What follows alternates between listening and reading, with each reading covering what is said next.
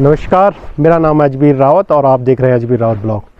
दोस्तों, इस स्टोरी को जिसको मैं आज कवर करने वाला हूं उसको बिल्कुल भी स्किप मत कीजिएगा, मतलब बिल्कुल भी आप वीडियो को कट मत कीजिएगा, आप पूरा देखिएगा। आज मैं आया हूं गढ़वाल की एक महान योद्धा की कहानी को कवर करने, और महान योद्धा का नाम है जीत बगड़वाल, जिसे जीतू बगड़वाल के नाम से जाना जाता है। और ये जीतू बगड़वाल जो है उत्तराखंड के जो परमार वंश थे, परमार वंश के जो 44वें राजा थे मानसा, उनके समकालीन थे। और एक छोटे से गढ़ पर वो विराजमान थे। उस गढ़ का नाम था भगोड़ी, जो कि यहाँ से, जहाँ पर मैं अभी खड़ा हूँ उनके मंदिर के सामने, वहाँ से थोड़ा दूर पर है। और उन्होंने, वो जो व्यक्ति थे, वो एक महान योद्धा के साथ साथ एक कुशल व्यापारी, यानी तांबे का व्यापार उनका तिब्बत तक फैला हुआ था।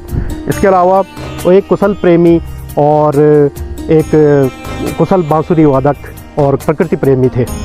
और गढ़वाल की कथाओं पर इनका अक्सर गीतों में मिलता है, गीतों पर इनका गुणगान किया जाता है। तो मंदिर में सबसे पहले मुझे दिखा जीतू बगड़वाल मंदिर के बाहर जो द्वारपाल है, उनकी मूर्तियाँ। और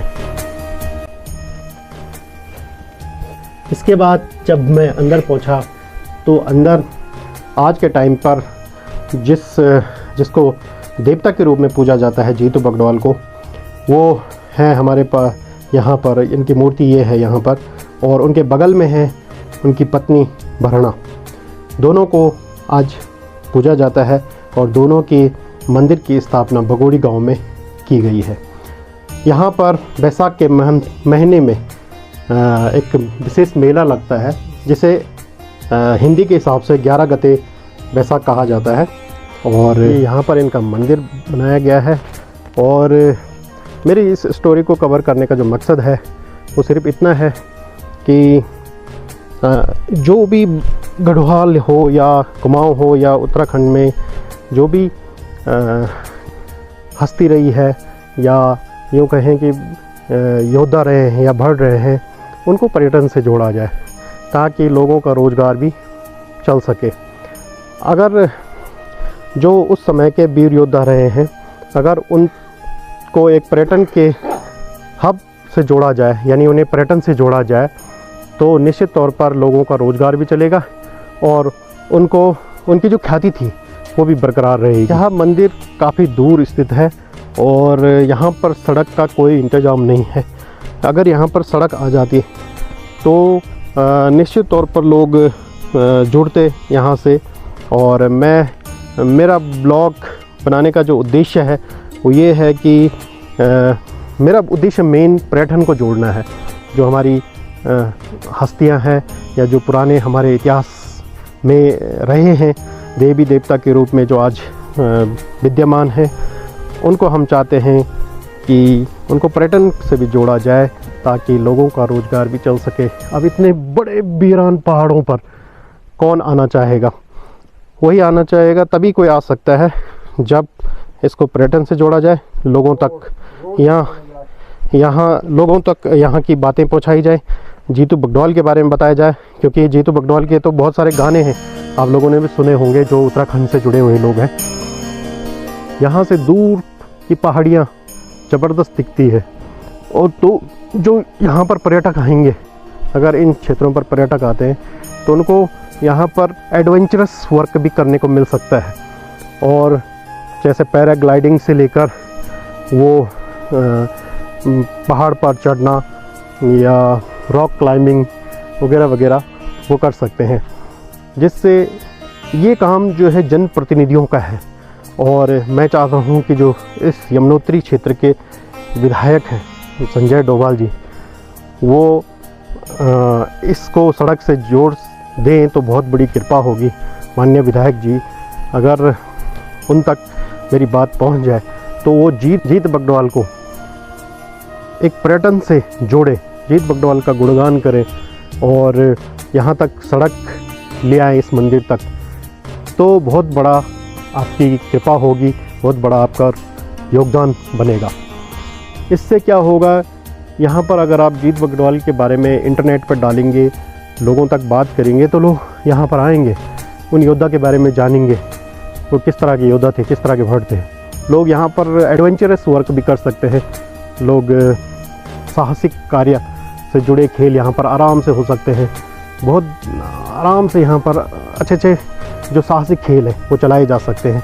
ये बहुत वीरान पहाड़ी है यहाँ पर, और निश्चित तौर पर यहाँ कोई ना कोई आना चाहेगा। आज भी जीत बगडोल के जो वंशज हैं वो बगोड़ी गांव में रहते हैं। हालांकि काफ़ी लोग यहाँ से पलायन भी कर चुके हैं, और उनके लगभग 8वीं-10वीं पीढ़ी, मतलब 500 साल बाद की बात मैं बता रहा हूँ, 5 क्यों, अब तो 800 साल हो गया है लगभग, तो 800-900 साल पहले लगभग 10-15 पीढ़ी हो चुकी होगी। तो तब उससे पहले की ये बात है। 1591 से 1611 के बीच में 44वें शासक जो गढ़वाल के परमार वंश थे, मानसा का कार्यकाल था, उन्हीं के कार्यकाल में जो जीत बगडोल थे वो गढ़वाल के बगोड़ी गढ़ में एक वीर योद्धा थे, जो एक जिनका व्यापार जो है वो तिब्बत तक फैला हुआ था, ऐसा कहा जाता है। और इसके साथ वो एक बहुत ही कुशल बांसुरी वादक भी थे। कहा जाता है कि एक बार बांसुरी बजा रहे थे तो बांसुरी आँचरियों को, यानी जो जिन्हें परियां कहा जाता है, तो परियों को इतनी भाई वो इतनी मनमोहित कर दिया उस बांसुरी ने कि जो परियां थी या आँचरियाँ जिन्हें बोला जाता है गढ़वाल में, वो आँचरियाँ आई और उन्होंने उसको जीत बगडोल को हर दिया, मतलब अपने में समा दिया, उसको ले गए अपने साथ। इस वजह से आज भी जीत बगडोल को पूजा जाता है। उनमें वो देवता बन गए आज के टाइम पर। और कहा जाता है कि राजा मानसा को उनकी अदृश्य शक्तियों का पता चल गया था, तो इसलिए राजा मानसा ने कहा था कि उन्हें पूजा जाए। तब से उनकी पूजा लगातार की जाती है। गढ़वाल की जो हिस्ट्री है, हम लोग वैसे श्रीनगर से आए, बहुत राजा मानसा के टाइम पे आए हैं। राजा मानसा के समय से जीतो बगडोल आना जाना बराबर रहा, तो राजा ने उसको जीतो बगडोल के क्षेत्र दिया कि चलो यहाँ पर तुम रहो, हमें भी दो, तुम भी खाओ। ये यहाँ का राजा का समय के अनुसार रहे यहाँ पर। लेकिन जीतो बगडोल के दादा जो था, परदादा का जो नाम था बगड़ा था, बगड़ा के नाम से बगोड़ी पड़ा है।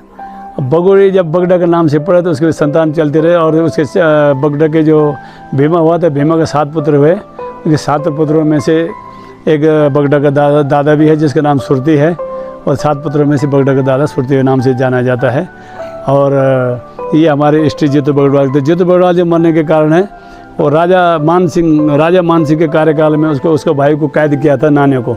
तो वहाँ से राजा ने जो वो रात को याद किया नाने ने, तो जीतो बगडोल की जो हथकड़ी बेड़ियाँ सब टूट करके राजा जीतो बगडोल का भाई जो नाने वो भाग गया था, क्योंकि जीतो बगडोल मर चुका था। उसके बाद उसने भागा वहाँ से।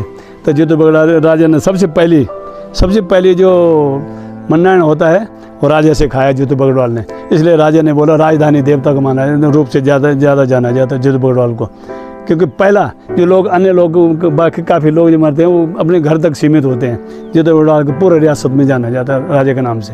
राजा मानसा कार्यकाल का टाइम की बात है, उस समय से जीतो बगडोल चल रहा है। धन्यवाद। बगोड़ी गांव से जीत बगडोल का मंदिर लगभग 2 किलोमीटर के आसपास है।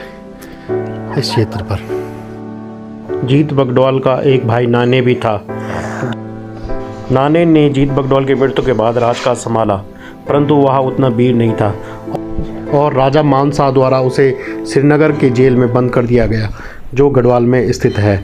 उसके बाद क्या कहानी होती है जरा सुनिए। जीतू को जो राजधानी देवता माना जाता है, जीतू के मरने के बाद राजा के भाई नाने को कैद किया गया था राजा ने, श्रीनगर के कैद में। जब रियासत टीरी रियासत नहीं थी तब, पहले श्रीनगर रियासत के कार्यकाल में।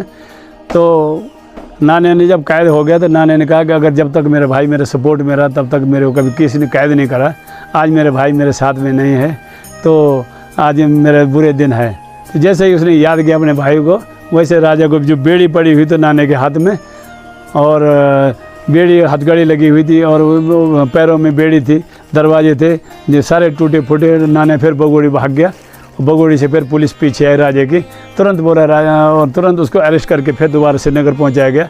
श्रीनगर से दोबारा फिर राजा पे देवता जीतू आया, और रानी पे भरना आई।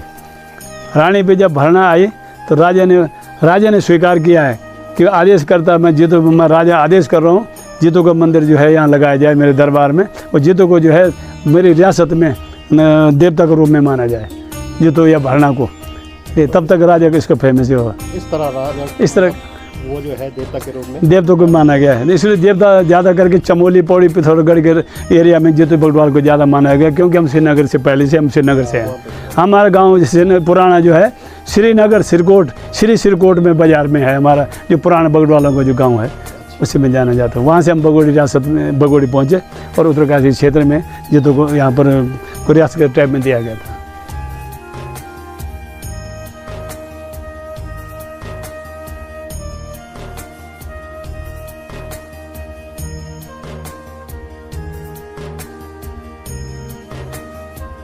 जीतू एक महान प्रेमी भी था और उसकी प्रेम की कहानी बहुत ही प्रसिद्ध है। एक्चुअली प्रेम की कहानी से ही सबसे ज़्यादा प्रसिद्ध है जीतू बगड़वाल। तो अगले भाग में मैं आपको प्रेम कहानी के बारे में बताऊंगा। तब तक के लिए धन्यवाद। लाइक और सब्सक्राइब ज़रूर कीजिएगा।